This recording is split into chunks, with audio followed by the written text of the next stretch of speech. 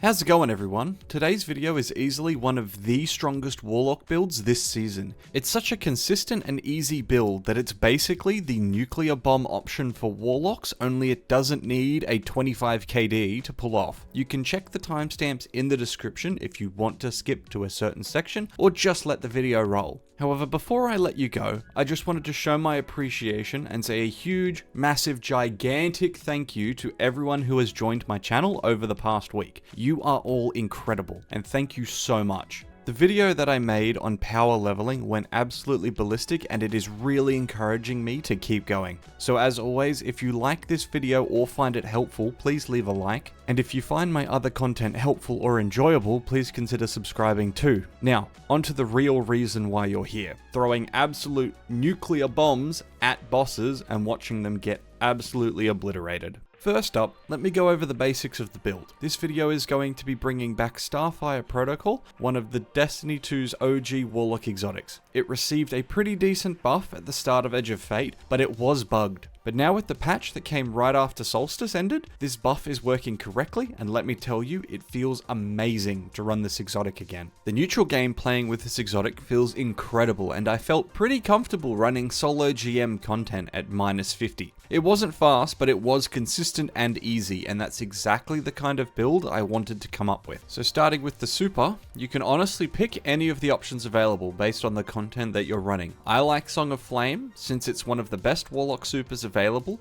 but you can just as easily switch to Well of Radiance if you're doing something where healing or team boss DPS is important. For your abilities, you'll want Phoenix Dive for the fast activation and instant healing in the form of Cure that it gives you, Incinerator Snap because of its ability to trigger an ignition in a single use, and of course, Fusion Grenades, just because the whole build revolves around them. For the aspects, you'll want Touch of Flame to make the Fusion Grenades even stronger with each use, and Helion. Now you could potentially run Heat Rises instead of Helion, as it would give you access to an easy source of restoration ×2 if you use it in conjunction with Phoenix Dive, but you lose out on the little Scorching Buddy, which pairs really well with our weapons of choice, which I will get to in a second. Regardless of the aspects that you pick, you will get to choose 4 fragments. The first one that I suggest is Ember of Searing. This will help you generate fire sprites, as well as provide a little bit of melee energy for defeating scorched targets. This is a really nice way to get melee energy back into the build if you're running Helion instead of Heat Rises.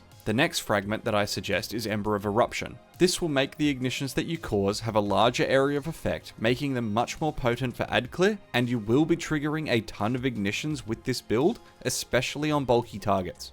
Ember of Ashes is a must-have to increase the amount of Scorch you apply to enemies from all sources. This includes weapon perks like Incandescent and Burning Action, which paired with Helion will cause ignitions very quickly. And finally, Ember of Char. This will allow your ignitions to scorch targets around you, working with Ember of Searing to get you melee energy when you inevitably kill them, and allow you to trigger additional ignitions when bulky enemies are close together. Outside of the subclass, the armor stat setup that you'll want is pretty straightforward. Since the build is all about using fusion grenades, then you'll want as close to 200 grenade as possible. At 200%, your grenades deal 65% more damage in PvE, which is insane. So if you haven't been able to get a good armor set so far, just keep your eyes out for armor with high grenade stats.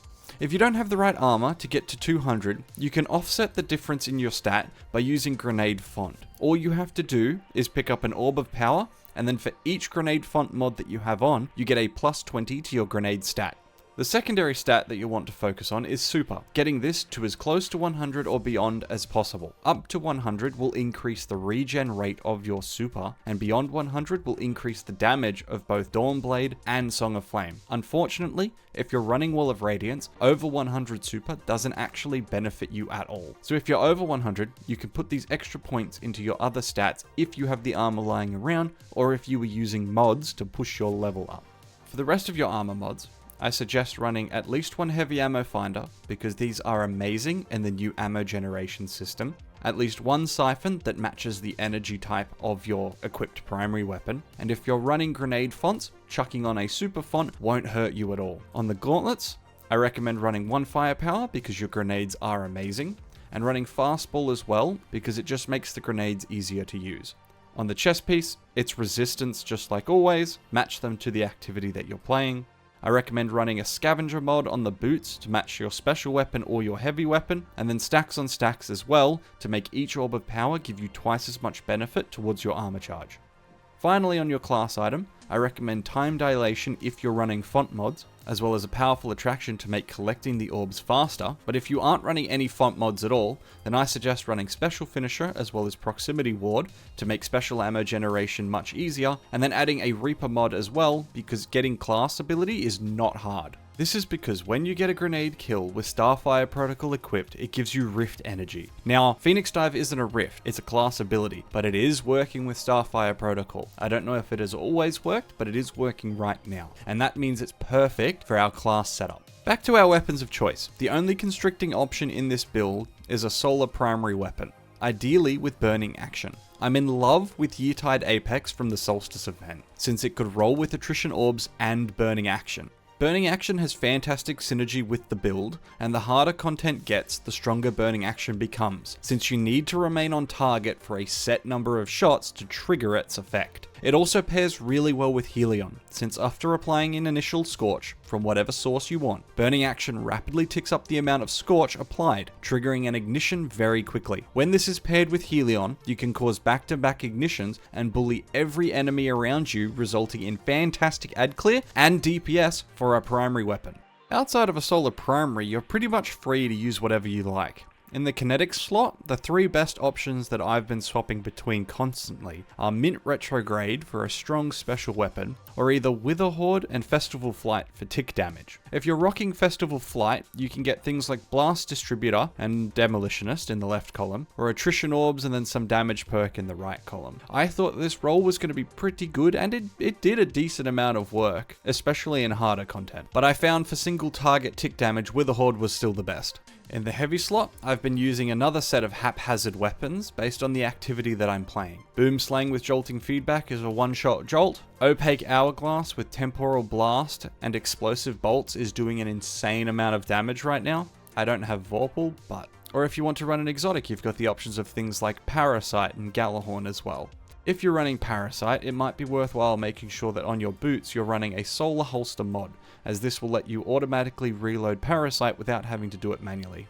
Lastly, we have the artifact. In the left column, you can pick whatever anti-champion mod that suits your activity. In the second column, the only mod that is worth mentioning is the Diviner's Discount, as this just frees up some mod energy on your boots for other mods. In the third column is Fever and Chill. You'll notice that I didn't mention anything about Ember of Torches for Radiant during the class setup, and that's because we can get Radiant from rapid precision hits with solar weapons from this artifact. In addition to this, run Refresh Threads. This will allow Fire Sprites to give ability energy, squeezing out even more synergy for your build. In the fourth column, Cauterize Darkness will allow your fusion grenades to do even more damage to adds when a darkness debuff is applied. This build doesn't necessarily provide any means to do this, but if you're in a fire team with, say, a Wishful Ignorance Titan, then you can easily take advantage of this mod. The other artifact mod related to the build is Elemental Coalescence. This allows you to generate fire sprites haphazardly from any kill, allowing just another way to provide ability energy for yourself. In the final column, Radiant Shrapnel is amazing due to its ability to freely scorch targets and apply just that little bit of extra scorch. It provides additional AoE damage thanks to the aggressive tracking of the projectiles, and overall is just an extra source of damage that is too hard to pass up. The last mod that you should run is Shield Crush, which pushes your grenade damage and regen even further. Since you will be radiant 90% of the time, your grenades will deal substantially more damage every single time that you use them and will recharge faster.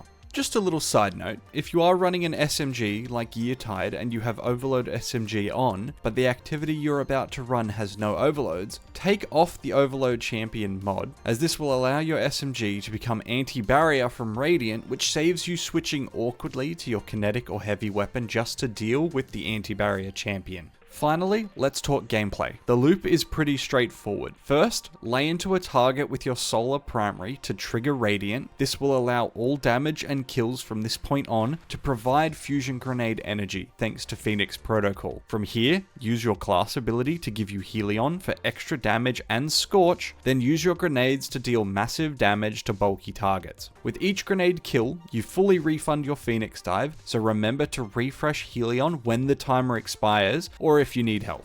Collect orbs if you're running a primary with attrition orbs to provide you armor charge for font mods or special finishes, as getting special ammo will be pretty important if it's your anti-barrier option. And don't be like me and forget you have a heavy weapon equipped just because your primary does so much damage paired with ignitions. Now for the drawbacks. The lack of strong, consistent healing options is a bit of a struggle in some content. As I mentioned, you could run Heat Rises instead of Helion, but losing the ability to apply Scorch from Helion would really hurt the build. I found the final boss of the Whisper at -50 meant I had to play far more passively than I would have liked given the power of the build, because I just didn't have enough healing options available to me. The second drawback is that with so much focus on ability kills, the ammo generation is not fantastic, which in situations like raids, especially low man raids, where you need to generate heavy ammo consistently and regularly, this might make the build less attractive to some people. This can be offset slightly by finder mods on the helmet, but it is still something that you would need to consciously build into in order to fix. And that about wraps it up from me. I have had a lot of fun playing with this build throughout Solstice and really wanted to share it with you. So if you do want to check it out for yourself, I'll leave a dim link in the description for you to check out. If you give it a try for yourself, let me know in the comments what your thoughts are on the build, and if you make any changes, let me know, because I'd love to make it even stronger than it already is. Anyway, thanks for watching to this point,